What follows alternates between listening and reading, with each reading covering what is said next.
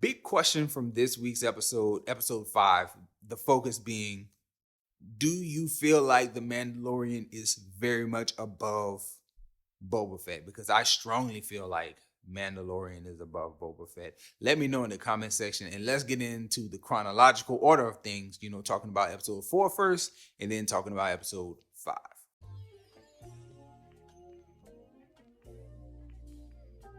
What's good, everybody? Welcome back to Whole Views, and today we're going to be talking about the Book of Boba Fett, Chapter 4. This is the episode where we have the best cameo that I can ever think of. My man Thundercat shows up, and it was amazing.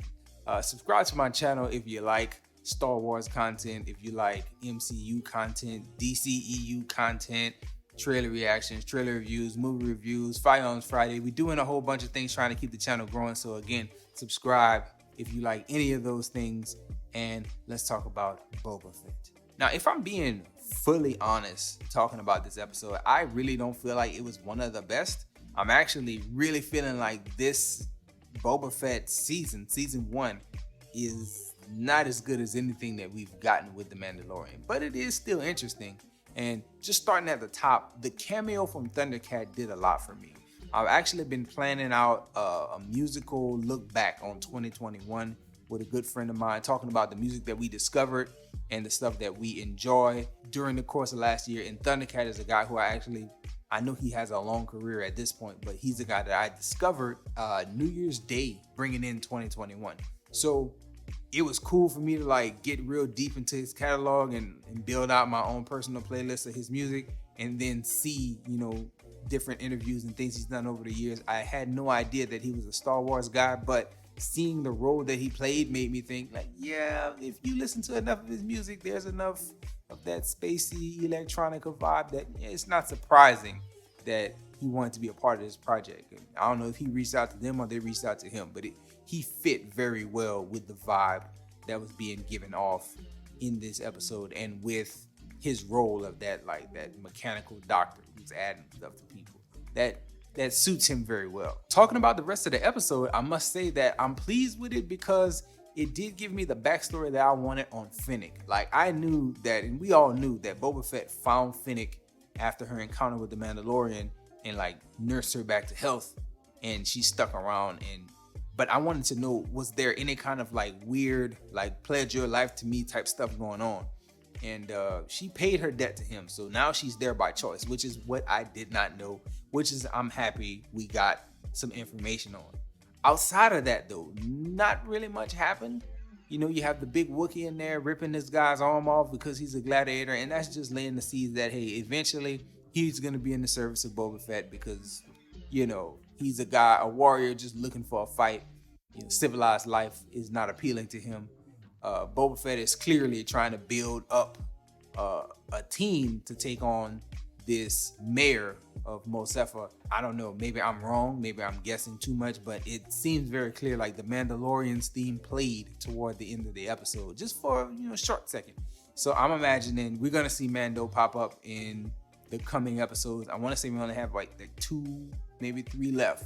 So I think it's 5, 6, 7 or 5, 6. I don't remember. But regardless of what we get, I believe the Mandalorian is going to pop up. I believe the Black Wookiee, I forget his name, but he's going to be there on Boba Fett's side, just looking to, maul somebody. As well as there's probably going to be some type of really big battle between the forces of the mayor and Boba Fett, that, the alliances that he can forge over the next few episodes and fight against it. Again, it's a slow burn of a show compared to The Mandalorian to me. Not as much intrigue as I initially thought, but I'm happy that we're getting what we're getting, and hopefully the climax of all this slow burn stuff will be very much worth it. So hopefully you utilize the timestamps that was in the beginning of the video or in the description. But here we are talking about episode 5 of Boba Fett that I just finished watching, literally just finished, came in, wanted to talk about. One of the things I thought to myself about 20 minutes in was, man, this is my favorite episode of Boba Fett yet.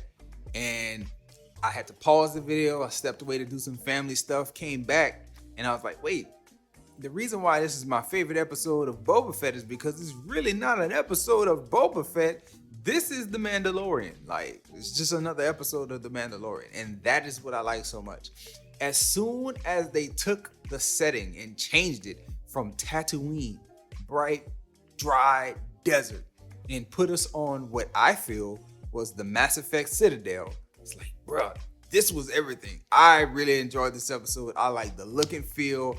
I like the backstory we get about the Mandalorian, what he's been up to, how he feels about Grogu still. All that stuff is great stuff. I like this episode mainly because, again, we're away from Tatooine and we get a whole different look and feel. I like the space aspect of Star Wars, and I like the fact that when you take people away from that one central setting, like Tatooine has been featured in so much stuff. Let's get it out of here. And I'm glad that they got out of there for most of this episode. The Darksaber stuff with the Mandalorian, I enjoyed that stuff because it gives a level of allure to the blade that is not just gonna be this all-ending everything type weapon for him. It's gonna be something that he has to learn to use, and it'll like be something else for him to work towards because the man has seemingly mastered almost every weapon in his arsenal. Now we have something new for him to kind of grow with and grow into. And, you know, just something to give him extra challenge as he moves forward. Like, this is not the end-all, be-all weapon. It's not like a cheat code for him. It's like, yo, learn how to work this thing. Learn how to agree with the sword. Make you and the sword become one type stuff. That is something worth looking forward to with new seasons of The Mandalorian. I don't know how I feel about The Mandalorian kind of getting kicked out of his guild. I like the fact that he's honest. He has integrity. He answered that question truthfully when they asked him if he took off his helmet. I like the fact that they referenced Bo-Katan, and now that they reference her, it also makes me think like, hey, you know, she might show up, Ahsoka might show up, all these different characters could show up, you know, Avengers assembling in this finale of Boba Fett, which I feel like is almost undeserving of what this ending might be in store for it, because I don't feel like the show did a great job, Boba Fett did a great job building up to the conflict that we're gonna see. I know that it's very clear now. If you watch the beginning of the video, I mentioned a week ago, hey, it seems like he's just building up a team. Now it seems very, very apparent like he's gonna add more and more allies, and as he adds these allies, it's like, where's the fight gonna come from? Like, I don't see the threat level being as big as you're building up the allies that you need, that you're building, if that makes sense. I don't know if I expressed that right, but my thought is just like, you're gonna have a massive force to fight against who? That's the thought that I have coming out of watching this Mandalorian centric episode, having a feeling that we're gonna get another character based episode moving forward, or at least get new people added to the crew. This war that Boba Fett is preparing for, like, you're gonna get more people added in their next episode, and then that finale you're gonna get the war. And it's like, maybe I'm just not feeling the magnitude of the threat. That might be it. I'm not seeing the magnitude of the threat. You're getting a real strong team to go against this threat, but I don't feel like this threat is that substantial. But that aside, I enjoyed the episode, and I'm okay on Boba Fett.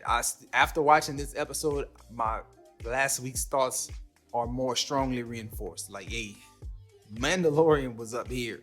Boba Fett is like, it's right here. That's my position on the two shows. I'm gonna stick with Boba Fett and finish it out, but I'm not nearly as hype about the Boba Fett character as I am hype about the Mandalorian character and the Mandalorian show. Much more excited about Mando and everything that he's going through than I am about Boba Fett and anything he's going through. That's all I have for this video. Enjoy yourself. Guard your heart. Please come back and check out more